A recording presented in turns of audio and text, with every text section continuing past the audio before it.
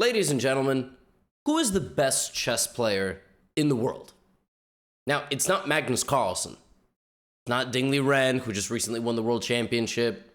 It's not Mittens, the chess bot. It's not Frank. The best player in the world is the person who is cheating. And cheaters ruin the game of chess.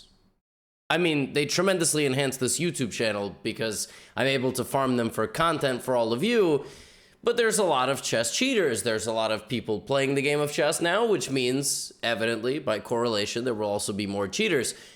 Cheaters come in all shapes and sizes. Some of them have brand new accounts and they play perfectly every single move. Some of them like to mix up their moves. Most of them harvest rating points off of individuals like yourself and myself. But in today's video, I wanted to deep dive into what happens when a cheater plays a Grandmaster. And in many cases, not just any Grandmaster, what happens when a cheater plays some of the best Grandmasters in the world? And that's what we will be looking at today. I've got a few examples for you. A couple of games of Magnus Carlsen and Hikaru Nakamura. And we will start actually with an appetizer game from none other than Daniel Naroditsky. AKA Sensei Danya. Now, Daniel, and then we have a couple of games by Hikaru, and then we will end with Magnus. All right, sit back, relax, and enjoy your short 20 to 25 minute flight to Cheatlandia. Naroditsky likes to play instructive speedrun games. He calls them speedrun games. They are nothing of the sort. Those videos are like 50 minutes long. They're slow run games, if you will. And Naroditsky was playing with the black pieces against somebody who at the time he didn't know was cheating. Now, this cheater gave us one type of flavor of cheating, which is intermittent cheating. Like right now I'm intermittent fasting. This person was intermittent cheating. Knight f3, knight f6, and the way that this guy played in the opening was like this. So this was a cheater who was rated 2400, and this person beat Naroditsky and then closed their own account that day. This person, in the beginning of the game, as you can see, is basically just wasting time. So this person is deliberately throwing the advantage in the early stage of the game, all right? Nobody at 2400, not a single person on the planet makes this many knight moves in the opening. This is not losing, but it's clearly worse for white. You're not supposed to move the knight like 6 times, right? And the knight keeps going, right? The knight just keeps moving. Naroditsky, meanwhile, is making improving moves while also creating threats. The opponent is still doing this. So the opponent has made 9 moves and has only developed a queen and a knight. Now, at the Grandmaster level, by the way, I suppose I should have clarified. Daniel Naroditsky in this game is rated 2077 because he is making instructional speedrun content. That wasn't clear, probably sitting there going, isn't he a Grandmaster? In fact, on this account, he was not labeled as a Grandmaster, but we will give him the Grandmaster title. So, but he's the lowest rated Grandmaster of all time. There you go, 2077. It's an authorized account. It's not a smurf. Chess.com allows it. People who lose to him do get their rating points refunded, just like when they play cheaters. In this case, though, it's, we call it legal cheating, if you will.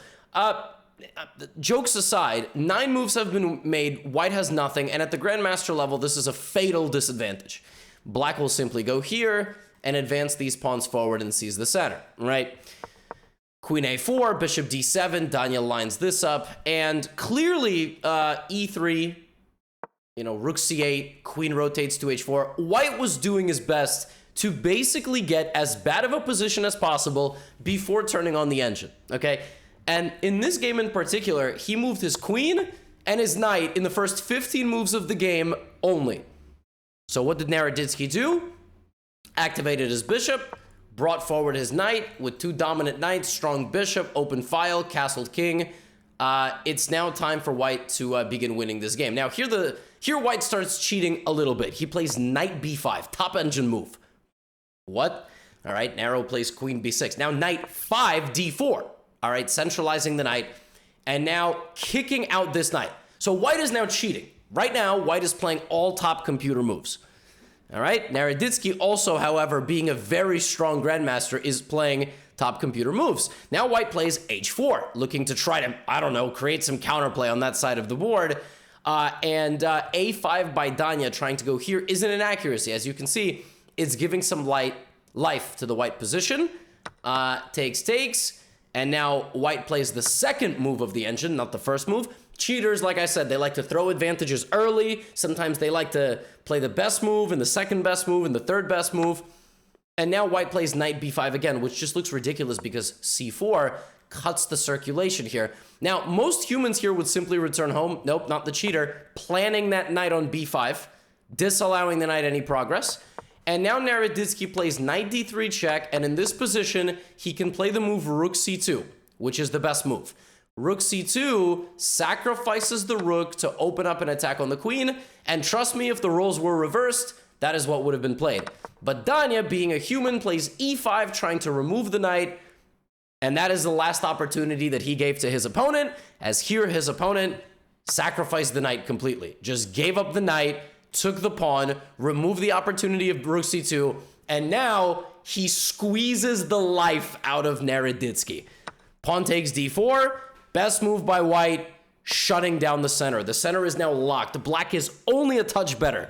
Rook c5 defends the pawn on g5, one of the top engine moves, queen e2.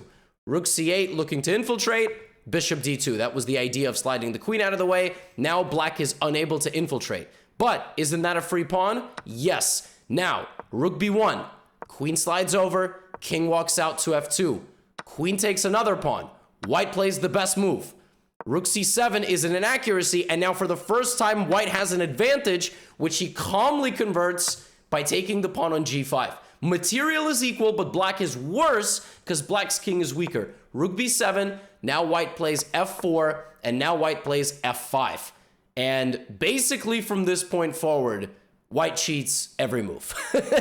White simply could not resist. Rook b2, okay, you don't have to be very strong to block this. But now in this position, it looks like everything is stable. It's not.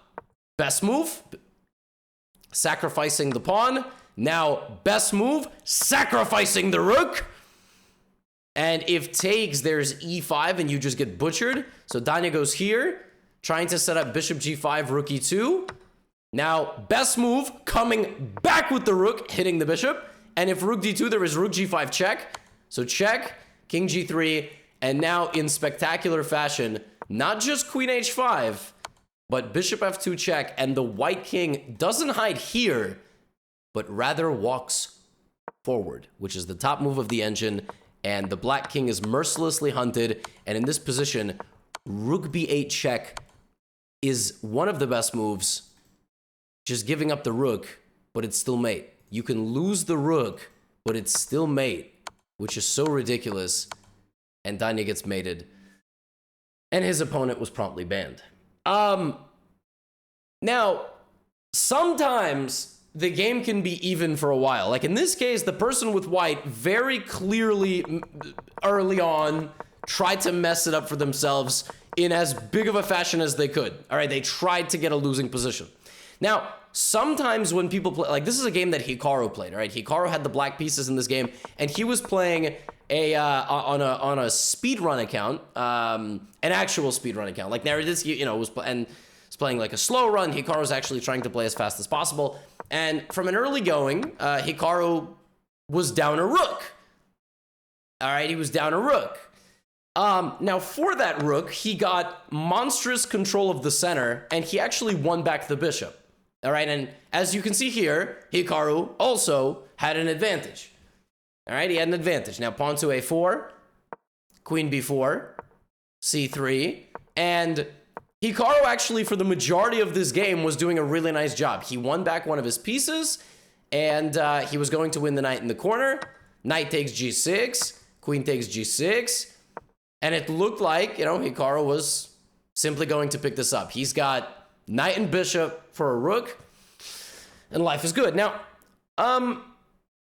however, cheaters come in all shapes and sizes, right? And in this particular game, white just survived for a very long time. He played rook a2 defending against mate, or she played rook a2 defending against mate. Bishop d6, now white plays b5 and trades the bishops. and plays knight a3, preventing this. The thing is, if you start cheating from a dead lost position, it's very tough to tell. It's very tough to tell. Like, only certain moves become clear. All right? Knight c4, Hikaru just planting the rook on c4. If Hikaru for the rest of this game wants to do nothing, he will not lose, because white just has no play. White cannot get any of these pawns forward, which means he can't get any of his pieces forward, right? So Hikaru plays king d7, and white tries to do this. There's absolutely nothing there. Hikaru now plays h4, going for the win. But white still is fighting, plays the move c4. I don't know if it does anything, because black gets a rock-solid position, but at least now, you know, there are some things to worry about here. Queen e7, Hikaru looking for a queen trade, plays c3. Now white still playing the best moves, trying to stabilize. Hikaru plays h3, looking up to open up the king. Now, every human being will make an inaccuracy at some point. All right, rook e3, h2 check, king h1. And wait a minute. Wait, some stuff could happen. Maybe you're going to take on c3, so Hikaru plays this. All of a sudden, some of his advantage is gone, but okay, white gives it back. Queen b4, queen e5, check on b1. So the person with white allows the queen to come down to b1. King h2, and now rook h8, king g3, and there is nothing. Knight h5, the guy walks the... Second game in a row, by the way, there's a king on g4. Walks the king forward all the way, and the king escapes danger. This cheater played a legendary king run. Oh my goodness. And the king, for black, can hardly claim safety, as the game is simply over. Queen e5 check, the king goes to the corner, and rook c8 is just game over. So a totally ludicrous game where, you know, Hikaru was obviously playing, it seemed like against a legitimate opponent for a majority of the game. And if not, then, you know, maybe it was a person who was a really, really smart cheater. And Hikaru just got this absolutely dominant clamp. And the person with white just played every move between 2 and 4 seconds. Like, literally every move. Like, look at white's time usage. 4 seconds, 2 seconds, 1 second, 3 seconds, 2 seconds, 6 seconds. Rook ce2 here is the best move, but why save? And if anybody's confused, by the way, why after queen b1, king h2, Hikaru did not do this. There's queen e6 and queen here, and you kind of get beaten up here. However, there are also games when cheaters just absolutely stomp grandmasters. This is an example of a game where a cheater completely obliterated Hikaru. Like, it wasn't... he just did cheater things. And the craziest thing is, in the early going, it was deathly symmetrical position. Hikaru played c4, person took, played c6, and then played b5, just hanging on to his pawn. Now, there's a lot of ways for white to play here. White can play a4, white can play b3, which is what Hikaru did in the game. White can play knight e5 with ideas to take on c6. Hikaru chose to play b3, and the idea is to be down a pawn, but have like long-term pressure on these pawns in the position. Bishop f5, and the guy just takes the pawn and plays a5. And basically says, all right, show me what you got. And remember, Hikaru doesn't know he's playing a cheater. He just thinks he's playing some 3,000 rated player. So in Hikaru's eyes, he's like, well, I'm going to be down a pawn, but I'm going to do Hikaru things. He plays knight e5, attacking the pawn on c6. Now, most people here would want to stop that. They would want to block the attack. Maybe they would play rook a6. Like, I would play rook a6. I don't see anything wrong with that move. And it gets this out of the way. No, black just castles. just gives the pawn up completely. So what does Hikaru do? He takes the pawn, right? Now, that's apparently a losing mistake. Knight c6, bishop c6, and now rook c8.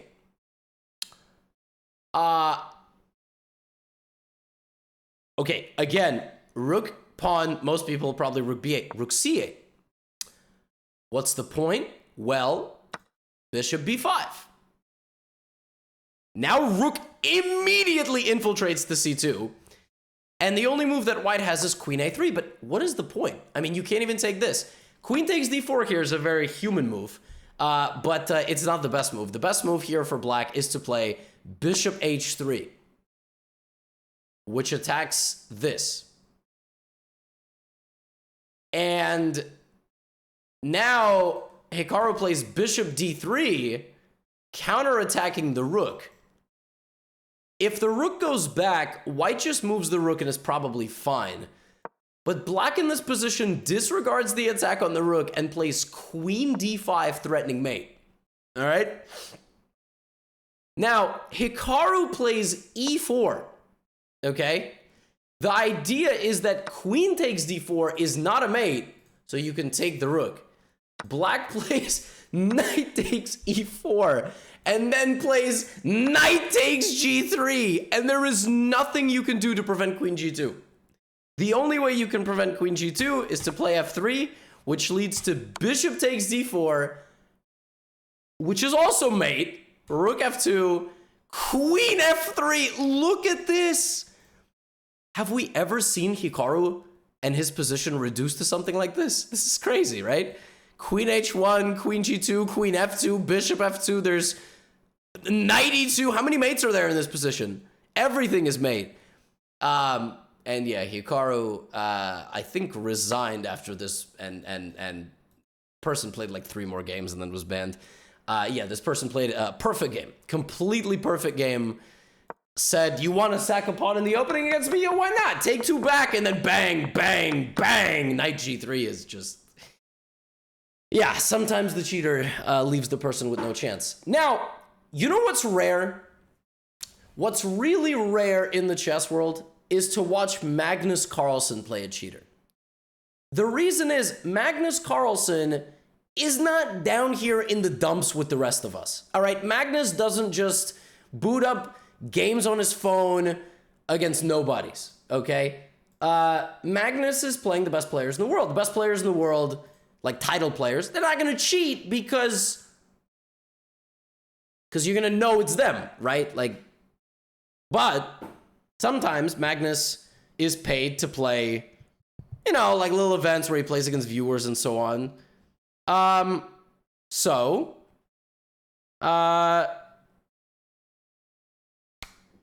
This was a game that Magnus played against the 2100. And this person was cheating. And this person was banned. But what might surprise you is how this game went. Magnus started with a ready, f5, and he played this gambit e4. This is called a deferred Lisitzin. You can play e4 like this, and then after d3 you have take, right? This is a tricky little gambit. But Magnus does it this way, so that he doesn't actually have to move his knight to g5. And this gambit is quite good. Bishop d3, black plays d5. Magnus now decides, I'm going to capture, I'm going to trade queens, and I'm going to play knight g5, looking to get to f7 and to e4. Now, is it better to lose a pawn or a rook? It's better to lose a pawn. Magnus plays knight c3 and actually refuses to capture the pawn on e4 because it's not going anywhere. Instead, he is focusing on his development. And if black plays h6, it's actually a complete waste of time because white was going to go here anyway in the future. So you're only helping white. So knight c3, black plays bishop f5, Magnus develops and castles long and is very happy to see this. Now, couple of things. Queens already got traded, minor piece already got traded, so even if black cheats every move, it's going to be very difficult to win the same way that Hikaru lost. Like, right? It's just going to be more difficult because it's not a sharp position. So this person with black just developed his pieces and brought his rook to the center, which is the best move. And Magnus played f3, just a nice little stabilizing move for the center of the board. Black now played knight d4 with the intention, of course, to remove his isolated pawn to join that cluster and remove white's knight from the center. Magnus, strong endgame player, brings his other rook. And now let the fun begin. King f7, best move, top computer move by a 2100. Magnus plays rook d2. Now h6, another top computer move, disallowing white any access to the g5 square. Magnus plays knight f2, maybe trying to put this knight here, and then plays c3. Black now plays bishop before completely preventing that. Now Magnus plays the top engine move, which is knight d3. and black trades. So the computer wanted to trade the light squared bishop for that knight. Now black plays knight. The knight is so comfortable on that square. Of course, any human here would like bring the rook or something. No, because if you brought the rook, white would play bishop takes, pawn takes, rook takes, king takes, knight b5, hitting a couple of pawns. And if c5, you can actually gobble and come back. If you don't play c5, like you play, I don't know, bishop d6 to counterattack, then g3, bishop e5, white is slightly better, according to the computer. Very slightly. Yeah, so instead of that, black completely removes the knight from the center of the board, which is the top engine move. Magnus trades the rooks, and now black trades the bishop for the knight. What? Why would you trade the bishop for the knight? Well, because you don't want the knight to go to e4. See, if you just play king e6, the knight is very strong on e4. It's probably the best piece. So the engine says, nope, we're going to play a knight versus bishop position. Now I'm going to play a5, taking some space. Now I'm going to play rook b8, a very ugly move, but it does the job. Now I'm going to bring my king to the center. Magnus also brings his king. Now black plays g5. Magnus slides his king over. Pawn to b6, stabilizing the queen side. Active king, completely unafraid. No respect for Magnus. And pawn to b3, rook e8. And now black is going to try to use his e-pawn as a weapon. All right, he's going to try to either push it forward or play a move like knight d4 check, like this. So that if bishop d4, e4, this rook is completely sealed off from the game. And after a move like c5, white is just lost because the rook is trapped, which is really funny. The rook is just completely trapped. You can do this, rook e3 check, king d2. I will just play something like h5 because after cd4, rook b3. So Magnus is on the verge of actually losing a game to a 2100, but he doesn't. In fact, because he's Magnus, he's able to actually get the knight out of the way with a trick because of h4, and the knight is trapped. The knight has actually galloped too far into the white position. Yeah, the cheater does not take a free pawn, but confidently backs out of the position. Magnus plays bishop f2, and then the cheater goes back. Rook d8, setting up a discovered attack on the king. And after the move king e2, black lost on time. So black lost on time in a 35-move strategic technical battle against Magnus and was promptly banned. Pretty incredible that Magnus managed to hold even for so long. But what really helped in this game, I think, is the fact that there was a stability to the position. So it was a position where even if you cheat every move, it's not a sharp game. And Magnus was actually able to stay calm and play a very stable structure. And the problem is when you're Stockfish, like black was Stockfish in this game, you're basically playing the human equivalent. You are playing the human race's answer to Stockfish, which is Magnus in a strategic technical game, which, yeah, he managed to play maybe even better than an engine in a positional game. Now, if this was sharp, it would have been over, but it wasn't. So hopefully you enjoyed this video. We never get to see a lot of cheaters playing a lot of Grandmasters. Again, they're usually beating up 1500s or me, and then they get banned. But they very rarely make it to that level. So that's all I have for you today. I hope you enjoyed, and I'll see you in the next video. Get out of here.